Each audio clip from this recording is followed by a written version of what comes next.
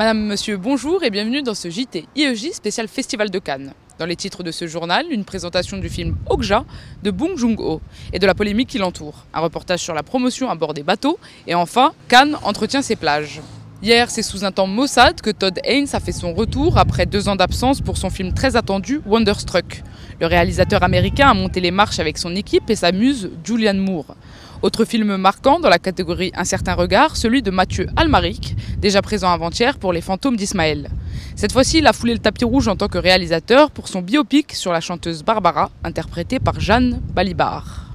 Ce soir, c'est Okja de Bong Joon-ho qui sera projeté en sélection officielle. Une production Netflix. C'est un film de science-fiction qui signe le retour du réalisateur sud-coréen à Cannes. Alexandre Mahler est au pied de l'affiche. Il s'est fait connaître à Cannes en 2013 avec Snowpiercer. Cette année, Bong Joon-ho revient avec Okja.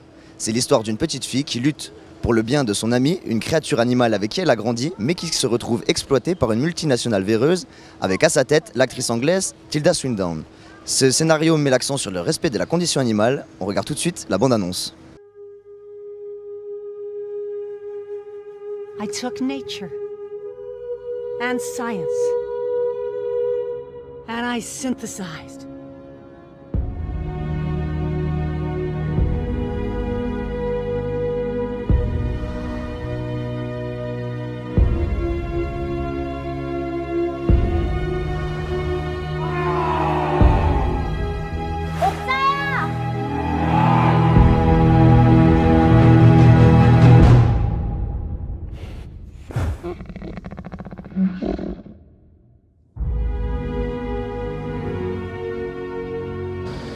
La particularité de ce film, c'est sa production. Il s'agit d'une commande du géant américain de streaming Netflix à Bong Joon-ho. Et ce film n'est pas destiné à sortir en salle. Alors forcément à Cannes, des voix s'élèvent. Ce matin, des spectateurs ont sifflé le logo Netflix lors de la première diffusion. Il y a également eu un pépin technique qui a retardé cette diffusion de quelques minutes. Malgré les demandes, Netflix a refusé de porter ce film au grand écran. Et pour cause, la loi l'obligerait à attendre ensuite 3 ans avant de pouvoir diffuser ce film sur son site de streaming. Hors de question pour les géants américains, le film sera disponible uniquement sur leur plateforme. Pour répondre à cette polémique, les organisateurs du festival ont décidé de modifier le règlement. Dorénavant, les films présentés dans la sélection officielle devront obligatoirement être diffusés dans des salles de cinéma françaises. Le Festival de Cannes est un événement international et donc une bénédiction pour les marques voulant une exposition luxueuse et originale. Certaines ont décidé de s'installer dans le port. Reportage de Lucas Charles et Hugo Jean. Le Festival de Cannes, ce n'est pas que du cinéma. C'est une véritable occasion pour les marques et les compagnies de production de se faire connaître. De nombreuses sociétés louent les services de yachts majestueux amarrés à la rivière cannoise. Côté cinéma, on trouve par exemple le studio britannique Pinewood, qui a notamment accueilli les tournages de films James Bond. Le festival est une vitrine importante pour la Weinstein Company, producteur entre autres des films de Quentin Tarantino. C'est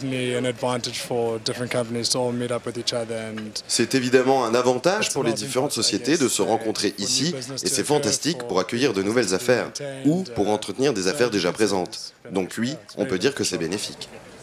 Est-ce que vous attendez des célébrités? Mathieu Amalric est attendu pour le lancement de l'événement, mais il sera traité comme les autres. Ça pourrait être très agréable de les voir se balader sur la croisette. Les marques de luxe s'invitent aussi sur le port cannois. Entre 2 bateaux modernes, on aperçoit une société de boissons alcoolisées de luxe qui restera pendant 15 jours sur un magnifique trauma originaire de Marseille.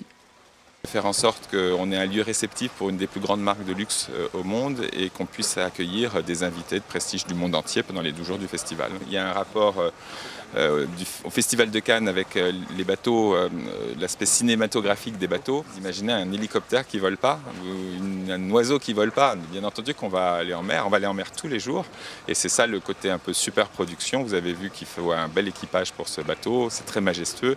Et un bateau, c'est très joli dans un port, mais c'est encore plus joli dans les horizons lointains des mers profondes. On ne trouve pas sur la côte que des grandes marques. Les associations caritatives répondent elles aussi présentes. La Fondation National Park profite de l'événement.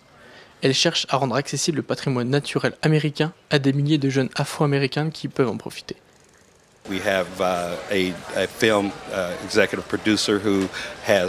Nous avons un producteur exécutif qui a choisi de soutenir cette organisation à but non lucratif. Il a senti que c'était une belle opportunité d'avoir une visibilité pour ce qu'on essaye de faire.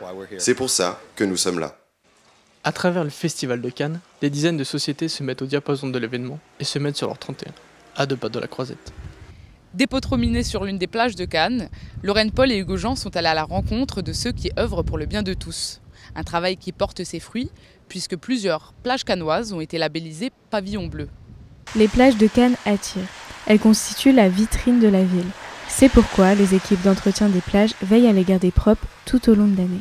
Le nettoyage est orchestré d'une façon bien précise pour ne rien laisser passer.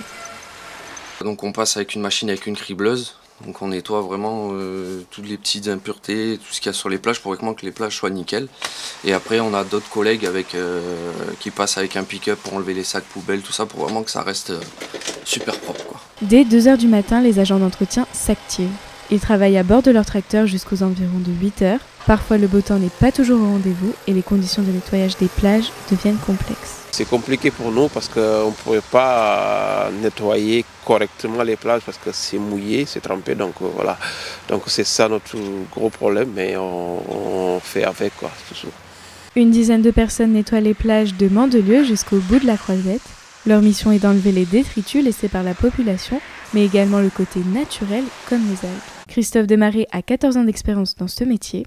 Pour lui aussi, le Festival de Cannes a des répercussions sur son travail. C'est une période où il peut y encore avoir un coup de mer, donc on est sur le qui-vive, on est à l'affût de tout ce qui se passe et il faut faire propre. Voilà, c'est le côté festival, il faut que ce soit irréprochable et il faut que ce soit propre de partout. Les amendes dues à l'incivisme ne concernent pas seulement les rues de Cannes. L'amende de 135 € est aussi valable sur la plage. Pourtant, malgré tous les efforts des équipes d'entretien, certains types de déchets persistent. Le problème, c'est qu'avec les cribleuses, la maille est assez quand même un peu large, quoi, et donc les mégots passent à travers, quoi. Donc ça, pour ça, la ville a distribué des cendriers chaque été.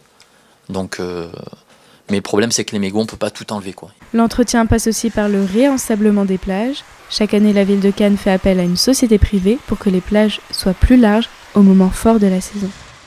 À 2 pas du palais des festivals, notre équipe a croisé Samina Seri, venue avec son réalisateur pour faire la promotion de leur court-métrage.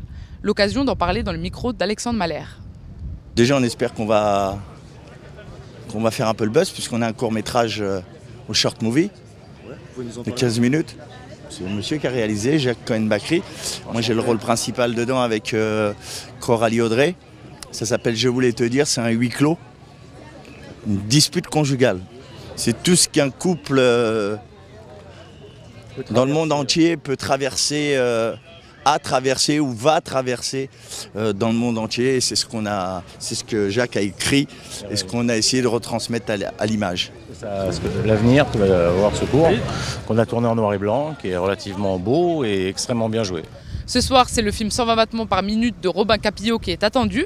Ce journal télévisé touche à sa fin. Merci à tous de nous avoir suivis. Et pour retrouver nos informations, rendez-vous sur le site de la rédaction. Je vous souhaite une très belle soirée et à demain.